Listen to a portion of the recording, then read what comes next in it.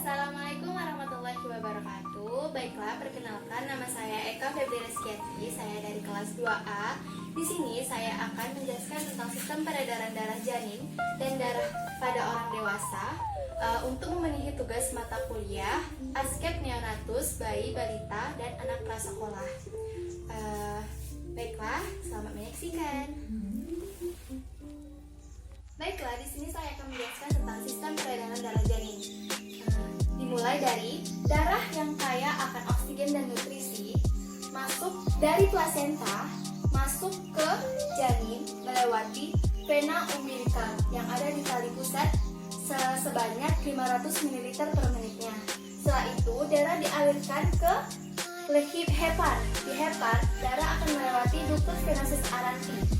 Setelah itu darah akan dibawa ke vena cava inferior bersamaan dengan darah pada bagian bawah tubuh. Setelah itu, darah akan masuk ke atrium dextra. Di atrium dextra, darah terbagi menjadi dua bagian. Sebagian besar, darah masuk ke atrium sinistra melewati foramen ovale, dan sebagian kecil, darah dialirkan ke ventricle dextra. Akan tetapi, setelah itu dari ventricle dextra, darah akan masuk ke paru-paru. Tetapi karena paru-paru belum bisa berkembang, maka darah dialirkan lagi ke aorta melewati arteri pulmonalis, dan di aorta ada yang namanya ductus arteriosus bothali. Nah, setelah itu karena fungsi paru-paru di sini bukan sebagai tempat pertukaran gas, tetapi untuk memberi makan agar paru-paru berkembang, darah yang dialirkan ke aorta tadi dialirkan lagi ke seluruh tubuh. Setelah itu darah yang dialirkan ke atrium sinistra tadi, di darah yang ada di arterius bothali tadi berfungsi bukan sebagai tempat pertukaran gas, akan tetapi untuk memberi makan agar paru-paru berkembang. Nah, setelah itu darah dialirkan ke atrium sinistra. Di atrium sinistra darah dialirkan ke seluruh tubuh melewati aorta.